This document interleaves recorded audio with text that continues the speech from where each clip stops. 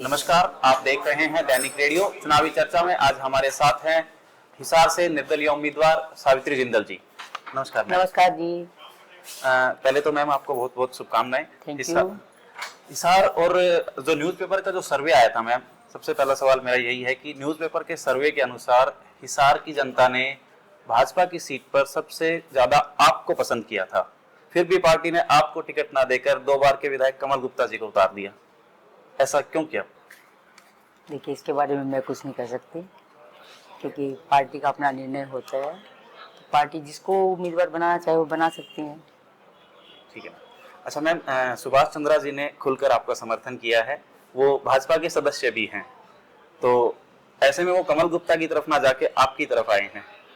देखिए, सुभाष चंद्रा जी जो हमारे परिवार के सदस्य हैं और इस समय मेरा हिसार परिवार की तरफ से मैं निर्दलीय प्रत्याशी हूँ। तो मेरा पूरा हिसार परिवार मेरी मदद कर रहा है, मेरे साथ है। मैम, वो परिवार की बात एक और भी है। भाजपा से नवीन जिंदल जी सांसद हैं और बीजेपी के स्टार प्रचारक भी हैं, क्या वो आपके चुनाव प्रचार में आएंगे? देखिए, उनकी जो पार्टी आदेश देगी वो पार्टी से बंधा हुआ है, जो पार्टी आदेश देगी वो करेगा। ठीक है मैम, एक इस बार हल्का सा थोड़ा मुझे देखने को मिला, ट्रेंड है कि नेताओं का विरोध बहुत हो रहा है, भाजपा का भी, कांग्रेस का भी, बाकी नेताओं का भी विरोध बहुत हो रहा है, लोग विरोध कर रहे हैं। देखिए, मुझे इसके बारे में नहीं मालूम क्योंकि मैं तो जहाँ जाती हूँ वहाँ पर मेरा बहुत स्वागत करते हैं। ठीक है और बहुत खुशी से मिलते हैं सारे। अच्छा मैम, हिसार की अभी की जो समस्याएं हैं वो क्या समस्याएं हैं जो चुनावी मुद्दा है? इस समय तो देखिए, मूलभूत सुविधाएं जो हैं वो चरमराई हुई हैं।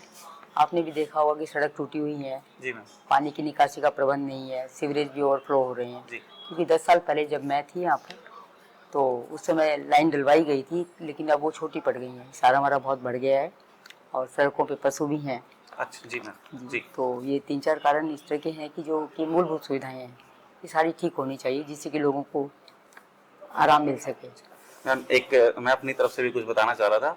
हाँ, जन सर्वे में भी आया है कि साउथ बाईपास पे एक नाला है वो ओपन है। अच्छा, उसके बारे में ऐसे मुझे मालूम नहीं है। ठीक है, क्योंकि मेरे सामने बात आई नहीं है। हिसार के युवाओं के लिए कोई रोजगार, और ये भी एक अहम मुद्दा बना हुआ है, जैसा कि हरियाणा रोजगार युवाओं के रोजगार में सबसे पीछे है।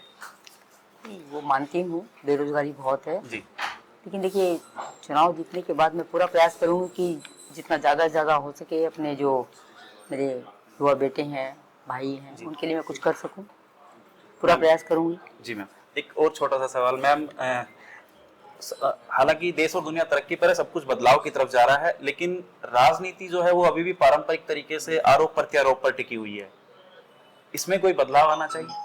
देखिए, मैं तो मानती हूँ कि आरोप प्रत्यारोप करने की बजाय अपनी वाली बातें बताएं। आप जो करोगे वो बताना चाहिए। आरोप प्रत्यारोप करने से कुछ नहीं होता। मुझे तो देखिए सही नहीं लगता, इसलिए मैं किसी के ऊपर आरोप प्रत्यारोप करती भी नहीं हूँ और मेरे लिए कोई करता है तो करता रहे, मैं तो सुनती भी नहीं हूँ। ठीक है मैम, एक आखिरी सवाल, आपने अपने भाषण में कहा है कि आप आखिरी चुनाव लड़ रही हैं, हिसार के लिए कुछ सपने हैं जो बाबूजी के अधूरे रह गए हैं, उनको पूरा करने के लिए वो कौन से सपने हैं जो आपने हिसार की जनता के लिए देखते हो? देखिए, जिंदल साहब चुनाव लड़े थे जी। तो जिस पर चुनाव लड़े वो मंत्री भी बने, पावर मिनिस्टर बने थे।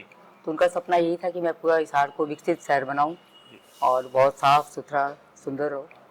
तो वही अब मैं चाहती हूँ कि मैं पूरा करूँ उनका सपना। मैंने क्योंकि अपने टाइम में पूरा करने की बहुत कोशिश की, काफ़ी काम उस समय हुए थे, लेकिन जैसे जैसे आबादी बढ़ रही है, शहर बढ़ गया बहुत, तो सारी सुविधाएं जो मैंने करवाई थी वो कम पड़ गई। तो अब मैं फिर से चाहती हूँ कि मुझे एक बार मौका मिले, जनता मेरी जो भी है हिसार की जनता मुझे चुनाव जितवाए तो मैं फिर से आके हिसार को सुंदर और विकसित शहर बनाना चाहती हूँ। ठीक है मैम, हिसार की जनता के लिए कोई संदेश? हिसार की जनता को मैं यही कहूँगी कि आने वाली 5 तारीख को चुनाव है और मैं आप लोगों की तरफ से निर्दलीय प्रत्याशी हूँ, आप लोगों की उम्मीदवार हूँ। तो आप लोग आने वाली 5 तारीख को, मेरा निशान जो है टॉर्च का निशान है, तो टॉर्च के सामने वाले बटन को दबाकर वोट दीजिए और मुझे जिताइए। मेरी जीत नहीं होगी, आपकी जीत होगी। तो अपनी जीत को सुनिश्चित करने के लिए आप ज़रूर वोट डालिए और टॉर्च के सामने वाला बटन दबाइए। बहुत बहुत धन्यवाद।